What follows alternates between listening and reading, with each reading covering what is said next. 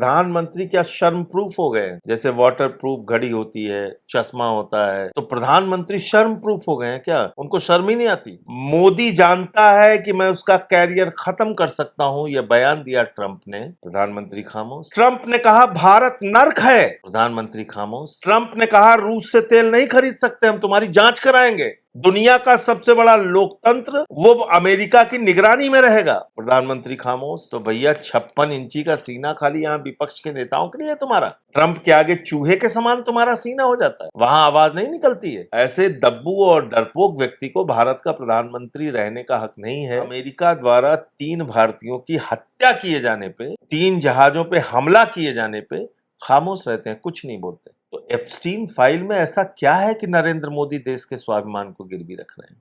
ये Epstein file का दबाव है या क्या है? और अगर आप इतने दबाव में हैं तो भारत के प्रधानमंत्री का पद छोड़ दीजिए। आप कह दीजिए कोई भी कमजोर से कमजोर प्रधानमंत्री होता तब भी बोलता कि भाई हमारे 3 भारतीयों को आपने कैसे मार दिया। आपके मुंह से तो आवाज ही नहीं निकल रही। अब तो गजनी मोड में चले गए हैं। आप ट्रंप को धन्यवाद दे रहे हैं क्योंकि उसने 12 साल पूरे होने पे आपकी तारीफ कर दी, और उसके एक दिन पहले हमारे 3 भारतीय मारे गए हैं, उस पे आप शोक संवेदना का एक शब्द नहीं बोल रहे हैं। प्रधानमंत्री का सिर्फ ही खीखी रह गया है।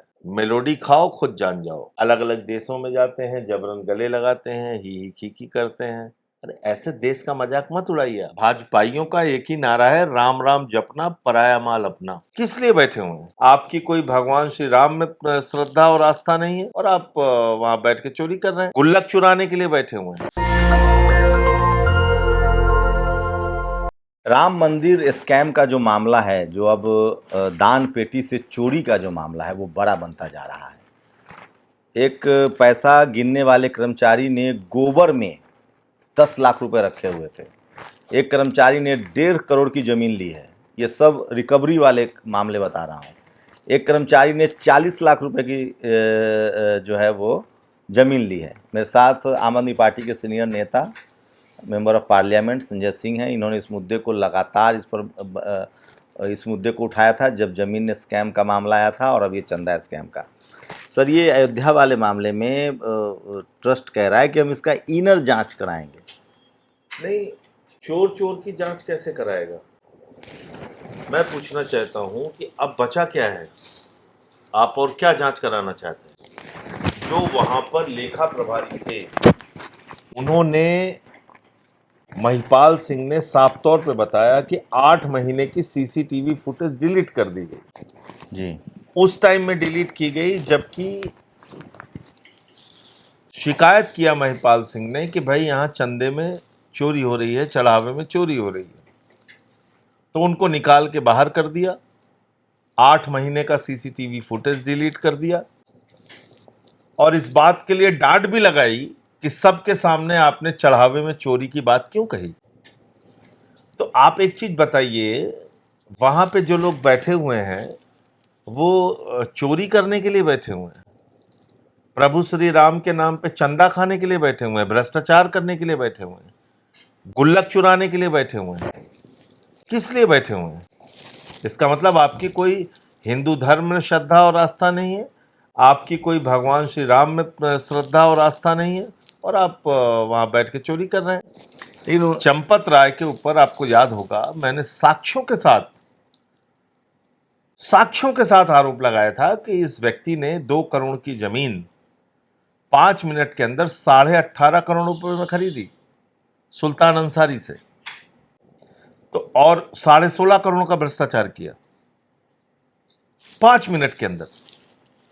आप मुझे बताइए कि आप उस समय कोई कार्रवाई नहीं की? मैंने थाने में शिकायत भी की थी, कोतवाली में, अयोध्या की, वहां आपने कोई कार्रवाई नहीं की। उसके बाद लगातार चढ़ावे में, चंदे में चोरी का मामला सामने आ रहा था, लोग दबे हुए थे। इस बार अखिलेश यादव जी ने 7 करोड़ की चोरी का मामला उठाया, पूरी की पूरी बीजेपी पीछे पड़ गई। मैंने भी बोला, जो इनके पूर्व मंत्री हैं समाजवादी पार्टी के पवन पांडे, उन्होंने भी बोला, पूरी बीजेपी पड़ गई, हाथ धो के पीछे पड़ गई। ये रामद्रोही है, फलाना है, ढिमका है। अब कौन बोल रहा है? विनय कटियार, वो रामद्रोही हैं?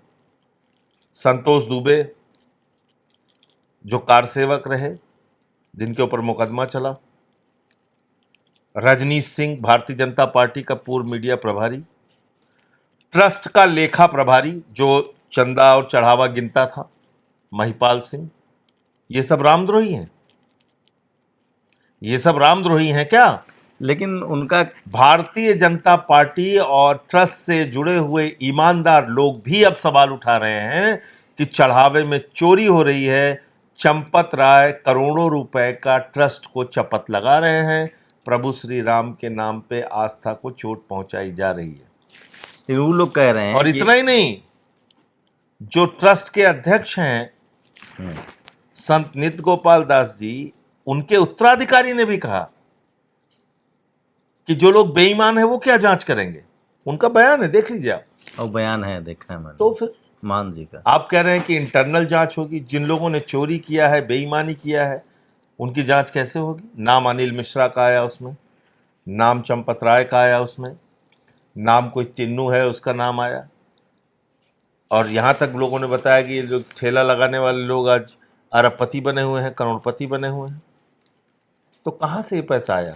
लेकिन वो लोग कह रहे हैं कि अखिलेश यादव तो दर्शन भी नहीं करने गए हैं, संजय सिंह चढ़ावा देते नहीं है, इन लोगों को कोई नैतिक अधिकार नहीं है चंदा चोरी ये अच्छा, इनको चंदा चुराने का नैतिक अधिकार है?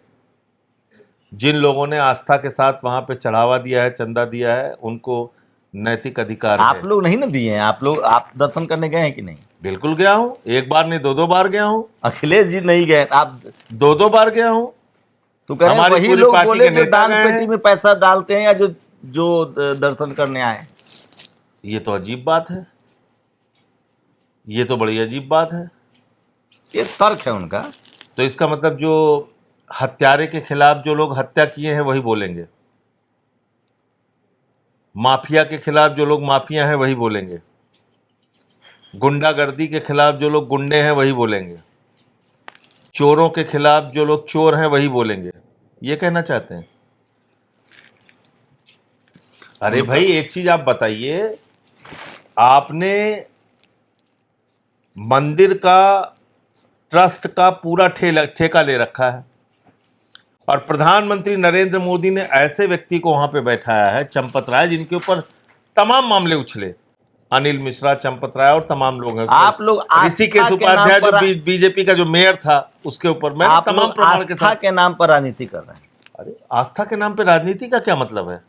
आप जस्टिफाई कर रहे हैं राम मंदिर में चोरी की, आप इसको सही मान रहे हैं? तो इसलिए अगर कोई भी सवाल उठा रहा है, हिंदुस्तान का कोई भी व्यक्ति अगर सवाल उठा रहा है और प्रमाण के साथ सवाल उठा रहा है, तो उसकी बात सुनी जानी चाहिए और उस पर जांच करानी चाहिए और उस पर कार्रवाई करना चाहिए।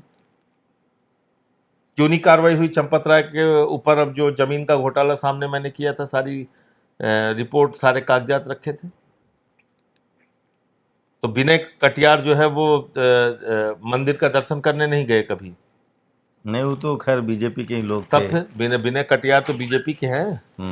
संतोष दुबे कार सेवक हैं। रजनीश सिंह भारतीय जनता पार्टी के पूर्व मीडिया प्रभारी हैं। नित्य गोपाल दास जी जो ट्रस्ट के अध्यक्ष हैं, उनके उत्तराधिकारी का बयान आया। आपका वो अखिलेश यादव जी के साथ हैं क्या?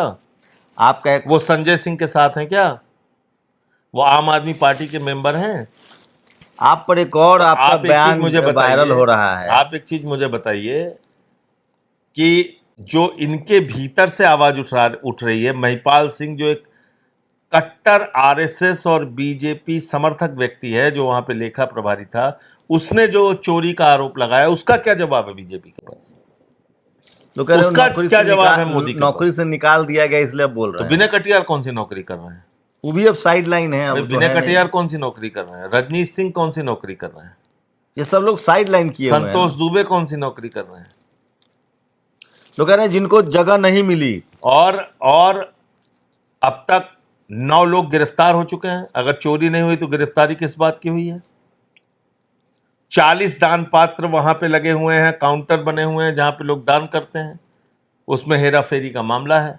चलिए, और पैसे भी बरामद हुए हैं, ऐसा नहीं है। अविनाश शुक्ला नाम के एक व्यक्ति के घर से 5 लाख रुपए बरामद हुआ, जो जो ट्रस्ट में 5 लाख रुपए जमा कराया गया। उसके बाद जो और लोग पकड़े गए थे उनकी निशानदेही पे 10 लाख रुपए और पकड़ा, 20 लाख रुपए और पकड़ा गया। 25 अब तक ये बरामद हुआ। आज अभी खबरें आ रही हैं कि 10 लाख रुपए कहीं गोबर से बरामद हुआ है। 1.5 करोड़ की जमीनें हैं, 40 1.5 लाख करोड़ रुपए की खबरें जमीनें छप रही हैं, अखबार आ रही हैं। लेकिन तो ये संजय सिंह ने कराया है। टीवी अखबार कह रहा है चोरी कि करो तुम, बेईमानी करो तुम, भ्रष्टाचार करो तुम। भाजपाइयों का एक ही नारा है, राम राम जपना, पराया माल अपना। टीवी अखबार के लिए राष्ट्रीय मुद्दा नहीं है। मैं एक मुद्दे पर और आता हूं जिस पर आपका ट्वीट वायरल हो रहा है। आपने जो 3 भारतीय दुर्भाग्यपूर्ण तरीके से मारे गए हैं, आपने कहा कि ये अमेरिका ने मारा है और इस पर प्रधानमंत्री की चुप्पी है। अब ट्रंप कह रहा है कि नहीं नहीं, ईरान ने मारा है।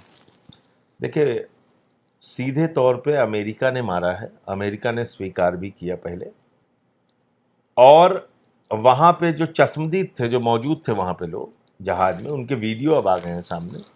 उन्होंने भी बताया कि अमेरिका ने यह हमला किया है। मैं ये पूछना चाहता हूँ कि प्रधानमंत्री क्या शर्म प्रूफ हो गए हैं? जैसे वाटर प्रूफ घड़ी होती है, चश्मा होता है, चप्पल होती है, तो प्रधानमंत्री शर्म प्रूफ हो गए हैं क्या? उनको शर्म ही नहीं आती? हमारे हिंदुस्तानी नागरिकों को हाथ में हथकड़ी, पैरों में बेड़ी बांध के अमेरिका ने भारत भेजा, भारत को अपमानित किया। प्रधानमंत्री खामोश। सीज फायर होने के बाद 100 बार ट्रंप ने कहा हमने ट्रेड डील खत्म करने का दबाव बना के सीज फायर कराया। प्रधानमंत्री खामोश। मोदी जानता है कि मैं उसका कैरियर खत्म कर सकता हूं, यह बयान दिया ट्रंप ने। प्रधानमंत्री खामोश। ट्रंप ने कहा भारत नर्क है। प्रधानमंत्री खामोश। ट्रंप ने कहा रूस से तेल नहीं खरीद सकते, हम तुम्हारी जांच कराएंगे। दुनिया का सबसे बड़ा लोकतंत्र वो अमेरिका की निगरानी में रहेगा। प्रधानमंत्री खामोश। तो भैया 56 इंची का सीना खाली यहां विपक्ष के नेताओं के लिए है तुम्हारा? ट्रंप के आगे चूहे के समान तुम्हारा सीना हो जाता है, वहां आवाज नहीं निकलती है। और आपको शर्म आनी चाहिए। 3 हमारे भारतीय जहाज को अमेरिकियों ने हमला किया, जिसमें 3 हमारे भारतीय मारे गए। आदित्य शर्मा जी, शिवानंद चौरसिया उत्तर प्रदेश के, देवरिया के, और सुरेश हैं, सुरेश जी विशाखापट्टनम आंध्र प्रदेश के। तीनों की हत्या पर जो प्रधानमंत्री नरेंद्र मोदी ब्राजील के फुटबॉलर के लिए ट्वीट करते हैं, भारत में किसी खिलाड़ी का किसी उंगली टूट जाती है क्रिकेट खिलाड़ी की, तब भी ट्वीट करते हैं, वो प्रधानमंत्री अमेरिका द्वारा 3 भारतीयों की हत्या किए जाने पे, 3 जहाजों पे हमला किए जाने पे खामोश रहते हैं, कुछ नहीं बोलते। और क्या बोला? अमेरिका का बयान क्या आया कि ये सीमा का, हमारे प्रतिबंधों का उल्लंघन कर रहे थे, जबकि वहां चश्मदीदों ने बताया कि हमने तो वहां पे जहाज खड़ा कर रखा था। तो एप्स्टीन फाइल में ऐसा क्या है कि नरेंद्र मोदी देश के स्वाभिमान को गिरवी रख रहे हैं? अडानी कौन सी रिश्वतखोरी में फंसा हुआ है कि इस तरह से प्रधानमंत्री डरे हुए हैं? अभी अडानी ने 97,000 करोड़ रुपए का इन्वेस्टमेंट अमेरिका में करने की बात कही है, $10 बिलियन। आपसे कह रहे हैं डॉलर बचाओ, और अडानी से कह रहे हैं डॉलर जाके खर्च करो अमेरिका में। तो दोस्त के लिए देश पीछे, अपने चंद पूंजीपतियों के लिए आपने देश का स्वाभिमान गिरवी रख दिया। तो ये सवाल है, ये एप्स्टीन फाइल का दबाव है या क्या है? और अगर आप इतने दबाव में हैं तो भारत के प्रधानमंत्री का पद छोड़ दीजिए। ऐसे दब्बू और डरपोक व्यक्ति को भारत का प्रधानमंत्री रहने का हक नहीं है, जो 3 जहाजों पे हमले और 3 भारतीयों की हत्या पर, अमेरिका द्वारा की गई हत्या पर कुछ न बोल सकते। आप बहुत गंभीर आरोप लगा रहे हैं। बिल्कुल हत्या हुई है। नहीं, हत्या तो हुई है, लेकिन प्रधानमंत्री का नाम, एप्स्टीन फाइल की चर्चा। एप्स्टीन फाइल क्यों? क्या दबाव है बताइए ना आप। क्या दबाव है? असल वजह क्या है? इतना तो कोई, मतलब आप कह लीजिए कोई भी कमजोर से कमजोर प्रधानमंत्री होता तब भी बोलता कि भाई हमारे 3 भारतीयों को आपने कैसे मार दिया। आपके मुंह से तो आवाज ही नहीं निकल रही। आप तो गजनी मोड में चले गए हैं। ये ठीक नहीं है। क्या क्या लग रहा है सर, ये विदेश मंत्रालय ने खुद भी शुरुआत में नाम नहीं लिया, लेकिन कहा कि एक अमेरिका ने ही ये हमारे नाविकों को मारा है, क्योंकि वो जहाज तो विदेशी है लेकिन नाविक वहाँ भाई भारतीय थे। अमेरिका ने नहीं मारा तो अमेरिकी अधिकारियों को क्यों बुला रहे हो? विरोध दर्ज कराने की नौटंकी क्यों कर रहे हो? हाँ, 2 बार बुलाए गए हैं। तब मतलब आप ट्रंप को धन्यवाद दे रहे हैं क्योंकि उसने 12 साल पूरे होने पे आपकी तारीफ कर दी, और उसके एक दिन पहले हमारे 3 भारतीय मारे गए हैं, उस पे आप शोक संवेदना का एक शब्द नहीं बोल रहे हैं। बहुत सारे भारतीय पकड़े भी तो जा रहे हैं अंधभक्तों को भी ये सोचना चाहिए, भाजपाइयों को भी सोचना चाहिए कि जिस ट्रंप के लिए तुम लोग पूजा अर्चना कर रहे थे, पाठ कर रहे थे, माला जप रहे थे, वो भारत के साथ ये कर रहा है, उसके देश में तिरंगा झंडा फाड़ा जा रहा है और अभी 1 लाख लोगों और को फिर भी कुछ नहीं बोल रहे हैं। 1 लाख और कह रहे हैं कि हमारी डिग्रियां फर्जी हैं। 1 लाख लोगों को इंट्रोगेशन की बात हो रही कि H1 वीजा फर्जी है, इनकी डिग्रियां डिग्री फर्जी है, 90% डिग्री मतलब भारतीयों के लिए, चूंकि भारतीयों ने बहुत मेहनत से दुनिया भर में अपनी जगह बनाई है, लेकिन अमेरिका अब उनके लिए सेफ स्टेट नहीं माना जा रहा है। नहीं माना जा रहा है, नहीं माना जा रहा है। आज प्रधानमंत्री फिर विदेश दौरा पर हैं और G7 में उनसे मुलाकात भी होगी ट्रंप से। देखिए क्या लगा है, राष्ट्रीय हितों के विदेश अंदर दौरा प्रधानमंत्री का सिर्फ ही खीखी रह गया है। मेलोडी खाओ खुद जान जाओ, बस इससे कोई ज्यादा आप विदेश नीति प्रधानमंत्री की नहीं है। अलग अलग देशों में जाते हैं, जबरन गले लगाते हैं, ही खीखी करते हैं, पता नहीं कौन कौन सा ऊट पटांग समझौता करके आ जाते हैं, अडानी को ठेका दिलाने का काम करते हैं। ये विदेश। लेकिन अमित शाह कह रहे हैं कि 25 साल के, एक तो उनकी पॉलिटिकल शुरुआत ही मुख्यमंत्री से होती है, तो 13 साल उधर और 12 साल इधर, 25 साल से उन्होंने कोई छुट्टी नहीं ली है। देखिए ऐसा है, हम तो चाहते हैं वो आराम से सोया करें, छुट्टी ले, क्योंकि 13 साल से 12 साल से 13 साल मुख्यमंत्री रह के और 12 साल भारत का प्रधानमंत्री रह के उन्होंने एक लंबी बेरोजगारों की फौज खड़ी की है। 24 करोड़ नौकरी 12 साल में मिलनी थी, 2 करोड़ के हिसाब से नहीं मिली। प्रधानमंत्री सोया करें आराम से, क्योंकि किसानों के फसल का दाम दोगुना नहीं हुआ, काला धन नहीं आया, 15 लाख नहीं मिला, 15 अगस्त 2022 तक सबको पक्का मकान देने की बात थी, बुलडोजर चलाए जा रहे हैं लोगों के घरों। तो प्रधानमंत्री सोया करें, आराम करें। 24 घंटे मेहनत करके उन्होंने बीफ एक्सपोर्ट में भारत को नंबर 1 बना दिया। प्रधानमंत्री की उपलब्धि यह है कि 1 लाख सरकारी स्कूल हिंदुस्तान में बंद हुए हैं। 1,20,000 सरकारी स्कूल है जिसमें सिर्फ एक टीचर है। 90,000 सरकारी स्कूल है जिसमें बच्चियों के लिए टॉयलेट का इंतजाम नहीं है। ये 24 घंटे काम करने का नतीजा है। बताइए, 15 लाख आ गए आपके खाते में। लेकिन चुनाव तो वो जीत रहे हैं। तो इसलिए चुनाव जीत रहे हैं, उसका एक नया फार्मूला इन्होंने खोज लिया। SIR, चुनाव आयोग को मिलाना, सब तमाम जो घपला घोटाला होता है, अब उसकी डिटेल में जाएंगे तो फिर काफी लंबी बातचीत हो जाएगी। 4000 तो इन्होंने देश का बंटाधार किया है 12 साल प्रधानमंत्री रह के, उस पर जवाब देना चाहिए। आप विदेश यात्रा में जाते हैं, आप भारत के लिए क्या लेके आ रहे हैं? लोगों को इसकी प्रतीक्षा होती है। आप मेलोडी चॉकलेट लेके आ रहे हैं, आप वहां फोटो खिंचा के नौटंकी कर रहे हैं। अरे ऐसे देश का मजाक मत उड़ाइए आप। करोड़ों रुपए आपकी यात्रा में खर्च होता है जब आप जाते हैं, उपलब्धि के नाम पे जीरो।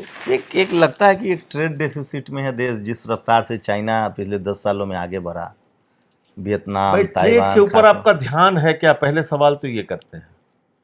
बिजली पे आपका कोई ध्यान है? पानी पे ध्यान है? शिक्षा पे ध्यान है? स्वास्थ्य पे ध्यान है? व्यापार कैसे बढ़े उस पे ध्यान है? कोई काम कर रहे हैं आप इस दिशा में? हिंदू मुसलमान, मुजरा मटन, इसके अलावा कोई राजनीति है बीजेपी के पास? अमीर लोग विदेश शिफ्ट हो रहे हैं। भाई मैक्सिमम। अमीर लोग वो देख रहे हैं यहाँ व्यापार का माहौल नहीं है, निकल ले रहे हैं। क्या फ्यूचर जब वो सिर्फ लोग दो चार पूंजीपतियों के लिए काम होगा तो छोटे व्यापारी यहाँ से निकल लेंगे। क्या उनका करेंगे? दावा है कि वो 45 तक कम से कम, जब तक विकसित भारत नहीं बन जाता देखिए है। ऐसा है कि 45-47 में तब उनकी उम्र तो मेरे ख्याल से तब 97 साल हो जाएगी। तब उस समय कोई विकसित भारत शब्द भी बोलेगा तो मोदी जी तो डांट के भगा देंगे कि तुम्हें शर्म नहीं आती, एक बूढ़े आदमी को तुम कह रहे हो 97 साल की उम्र में हम विकसित भारत बनाएंगे।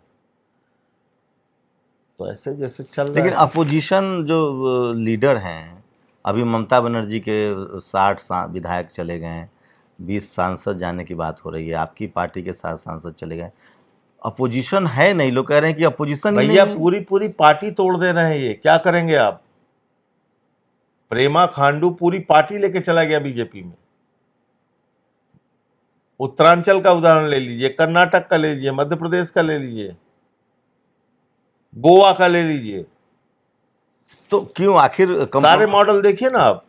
तो ऐसा तोड़ो और राज करो, तोड़ो और राज करो, तो वही चल रहा है। क्या दलों से नेता चुनने में गड़बड़ी हो रही है? देखिए नेता चुनने में भी गड़बड़ी कह सकते हैं आप, लेकिन एक दो डांट से डर के शामिल हो जाना, या किसी ने कुछ धमकी दे दी फोन पे उससे डर जाना, या अमित शाह का फोन आ गया तो डर जाना, ऐसे तो फिर आपको खत्म कर देंगे। इसका मतलब है ना कि विपक्ष कंप्रोमाइज नेता को मौका दे रहे हैं, नहीं करप्ट नेता को मौका दे रहे हैं। मैं कह रहा हूँ उसमें तमाम तरीके के लोग हैं।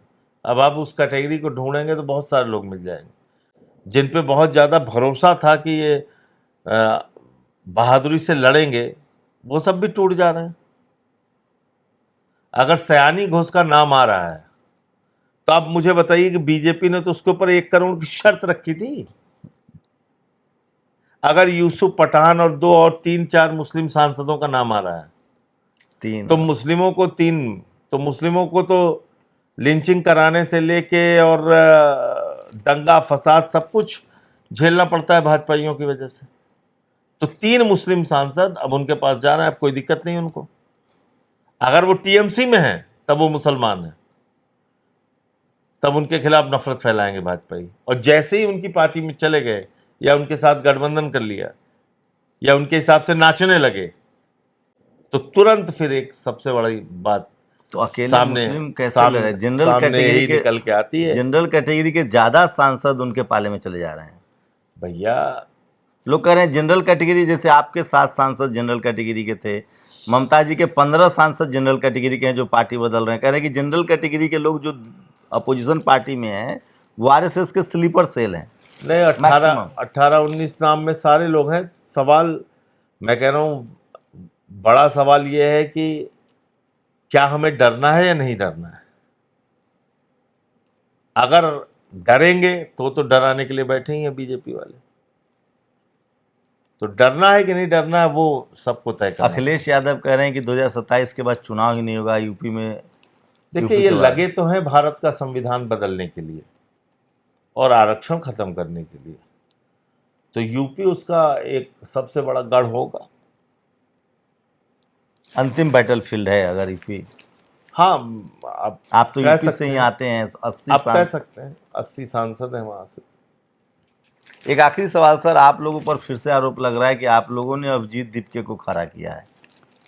ऐसा है, मैं तो कह रहा हूँ दिल्ली में जंतर मंतर में बहुत सारे भाजपा समर्थक खुद और उनके बच्चे आंदोलन में शामिल होने आए थे। कहीं मैं आपको वीडियो दिखा दूं।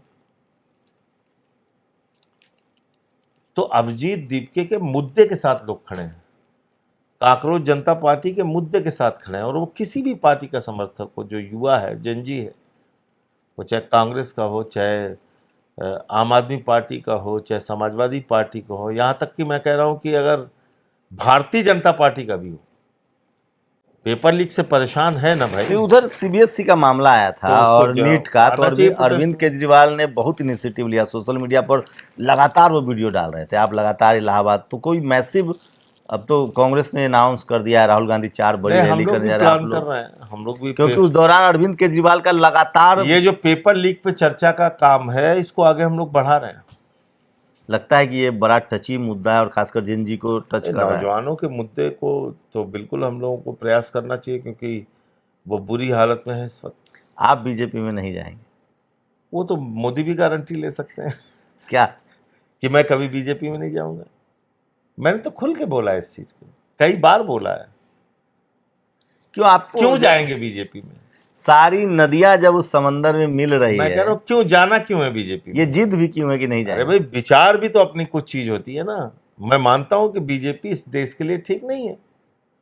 मैं मानता हूं कि वो नफरत फैलाने का काम कर रही है, जिसका खामियाजा देश भुगत रहा है। आरएसएस तो ठीक है, असली मुद्दों पे आप क्यों नहीं बोलते, क्यों नहीं काम करते? आरएसएस भी तो शिक्षा आरएसएस पे, तो स्वास्थ्य पे, बिजली पे, पानी पे कभी बोलते हुए सुना? जिस हिंदू का खून न खौला, अच्छा जो सरकारी स्कूल बंद हो रहे हैं उसमें हिंदुओं के बच्चों का पढ़ना बंद हो रहा है, उससे आपका खून नहीं खोलता? बिजली का दाम बढ़ता है, खून नहीं खोलता? मोमबत्ती में ऑपरेशन होता है, खून नहीं खोलता? वहां किसी हिंदू का खून नहीं खोलता। अयोध्या लड़कियों के लिए टॉयलेट का इंतजाम नहीं है सरकारी अयोध्या स्कूलों में, चोरी पर भी हिंदू संगठन नहीं आ रहे तो हैं उसका खून नहीं। उसमें कुछ हिंदू संगठन अब आ रहे हैं, अब बोल रहे हैं। अब जैसे जैसे पता चल रहा है उनको कि चोरी हो गई है, दरोगा जी चोरी हो गई, तो अब थोड़ा सा वो निकल रहे हैं, बोल रहे हैं। अब दे चुके गाली जो देना था उनको, अखिलेश यादव जी को, संजय सिंह को, पवन पांडे को, जिसको जिसको भी जो बोल रहा था उसको गालियां दे चुके हैं। चलिए, बीजेपी से गुरेज है। आरएसएस तो राष्ट्रवादी संगठन है। वो प्रियांक खड़गे कह रहे हैं तो राष्ट्रवादी कैसी है? खाली भाजपा के साथ? भाई अगर वो राष्ट्रवादी है तो राष्ट्र के लिए जो भी काम कर रहा है उसका समर्थन कीजिए। राष्ट्र के लिए काम करने वाला चाहे हिंदू हो, चाहे मुसलमान हो, चाहे सिख हो, चाहे ईसाई हो, आप सबको साथ दीजिए। और चाहे कोई राजनीतिक दल हो, आप दीजिए ना। बीजेपी के साथ वो रहते हैं सिर्फ? हम तो खुलेआम रहते हैं। प्रियांक खड़गे कह रहे हैं कि एक रिक्शा वाले को भी रजिस्ट्रेशन करवाना पड़ता है बिना आरएसएस का। वो गृह मंत्री भी बन गए हैं कर्नाटक के। बिना आरएसएस रजिस्ट्रेशन के कैसे चल सकता है? देखिए, संघ कैसे चल सकता है वो एक अलग विषय है, लेकिन आज की तारीख में कई तरीकों से जो घेराबंदी इनके इर्द गिर्द हो रही है, इसमें बहुत सारे खुलासे आने वाले दिनों में होंगे, और उसमें दूध का दूध पानी का पानी हो जाएगा कि संघ किस तरीके से चलता है, आरएसएस किस तरीके से चलता है। एक बात जरूर साफ कहूंगा, मैं फिर से दोहरा के कहूंगा, राष्ट्रीय संगठन वो होता है जो राष्ट्र के हित में काम करने वाले लोगों का साथ दे। आरएसएस सिर्फ बीजेपी की बंधुआ मजदूरी कर रही है। तो मलाई तो खा रहे हैं भाजपाई, या भाजपाई जिनको तोड़ तोड़ के लाते हैं वो मलाई खा रहे हैं, और संघ और बीजेपी का कार्यकर्ता वो अब नारा लगाता रहता है, सियानी घोष मुर्दाबाद, सियानी घोष मुर्दाबाद। मदीना काबा क्यों बोला, मदीना काबा क्यों बोला? तब तक मोदी जी माला पहना के स्वागत कर देते हैं, फिर कहता है जिंदाबाद जिंदाबाद, सयानी घोष जिंदाबाद। तो सिर्फ दाऊद इब्राहिम का बीजेपी में जाना बाकी रह गया है, और ओसामा बिन लादेन जिंदा होता तो उसको भी ट्राई करने से विदेशी है लादेन, उसको नागरिकता दिला देते हैं लोग। एक बात मैं आपको बता दूं, ये बहुत साफ तौर पे मैं कह रहा हूं, जितने चोर, बेईमान, भ्रष्टाचारी, माफिया, गुंडा एलिमेंट थे, सब के सब आज बीजेपी के साथ हैं। उनकी वॉशिंग मशीन में धुल दिए गए हैं। और जहां तक सयानी घोष का प्रश्न है, और जो लोग अभी टीएमसी के, बताइए, मुस्लिम सांसद जिनको गालियां देते थे कल तक बीजेपी वाले, जिस कौम की गाली तो सारे टीएमसी वाले को देते थे, सारे आम आदमी पार्टी सारे को देते थे, लेकिन मुस्लिमों को तो विशेष तौर से देते थे कि इनका हम कपड़ा पहन देख के पहचान लेते हैं, और ये तो देश के दुश्मन है, और पाकिस्तान चले जाओ, फलाना ढिमका। अब जो है मोदी जी के साथ जा रहे हैं, सबकी जिंदाबाद लगाएंगे, देख लीजिएगा, अंधभक्त, गोदी मीडिया सब बताएगा। यूसुफ पठान से लेके सब जो मुस्लिम सांसद जा रहे हैं, सबके तारीफों के पुल बांधे जाएंगे, सबकी जिंदाबाद लगानी पड़ेगी अंधभक्तों को। संजय सिंह जी ने एक बार कहा था कि मुझे गृह मंत्री बना दीजिए, इनकम टैक्स सीडी दे दीजिए, मैं भाजपा को मिला लूंगा अपने साथ। उस बात पर कायम है आप? 100% आप देखिए क्यों ये पार्टी टूटने की असली वजह यही है। जांच एजेंसियों का दुरुपयोग करके ही तो पार्टियां तोड़ी जा रही हैं। आप बताइए 4 मई तक ममता बनर्जी जी बहुत अच्छी थी, 4 मई तक टीएमसी बहुत अच्छी थी। जैसे ही ममता बनर्जी हारती हैं 1 लाख कमियां उसमें गिना रहे हैं ये लोग जो जा रहे हैं बागी। बागी नहीं, ये कायर लोग हैं। ईडी अभी देख ईडी ने एक और के, ईडी देख के, दरोगा देख के, सीबीआई देख के अगर तुम डरोगे तो राजनीति मत करो। अभी लीकर केस आप लोग विपक्ष की राजनीति तो बिल्कुल मत करो। लीकर केस अभी आप लोग का ईडी का खत्म हुआ था, आप लोग का लोअर कोर्ट से। अभी एक हाई कोर्ट ने भी कोई ईडी का ही मामला था, मैं भूल रहा हूँ मेरे दिमाग में। अभी उन्होंने कहा है कि आपने कैसे दर्ज कर लिया, तो बिल्कुल न्यूज क्लिक वाला, न्यूज क्लिक वाला, हाँ न्यूज क्लिक वाला ये ईडी तो ये हाँ ये ईडी तो जांच एजेंसियों के दुरुपयोग का मामला खुल के सामने आ रहा है ना, इसका मतलब दुरुपयोग हो रहा है ना, तो उससे डरना कैसा, उसका सामना कीजिए ना। आखिर वो न्यूज क्लिक के जो थे पुरकास्ट थे जी, तो वो तो काट के आए जेल 6 महीने, 7 महीना जेल में भी रहे चैनल, लेकिन सब कुछ खत्म हो गया। लेकिन खत्म हो गया, करते हैं खत्म ये लोग, लेकिन उनका नाम बहादुरों की सूची में दर्ज होगा ना, कायरों की सूची में तो नहीं दर्ज होगा। तो आपको तय करना है कि आप बहादुर के रूप में याद किए जाएंगे या कायर के रूप में याद किए जाएंगे। ये दोनों चीजें आपके हाथ में हैं।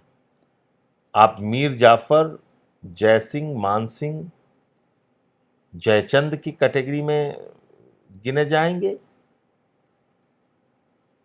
या आप बहादुरों की तरह याद किए जाएंगे, महाराणा प्रताप की तरह याद किए जाएंगे। ये आपको तय करना है।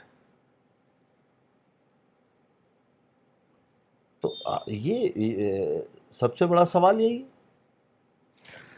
बिल्कुल। तो लोकतंत्र में अभी भी, मैं फिर कह रहा हूं, भारत में लोकतंत्र की जड़ें गहरी हैं और यहाँ ऐसे नेता हैं जो सत्ता से सवाल पूछ रहे हैं और उसकी कीमत भी चुका रहे हैं। पूरी बातचीत पर आप लोग अपनी राय जरूर दीजिए। शुक्रिया सर हमें समय देने के लिए। नमस्कार। शंभू कुमार सिंह, नेशनल दस्तक, दिल्ली। नेशनल दस्तक की आपसे गुजारिश है कि अगर इसको बचाना चाहते हैं तो नेशनल दस्तक को सब्सक्राइब करने के लिए रेड कलर के सब्सक्राइब बटन को दबाएं, फिर बेल आइकन की घंटी दबाएं। नेशनल दस्तक को बचाने के लिए बहुत जरूरी है कि हर खबर को शेयर करें, लाइक करें, कमेंट जरूर करें।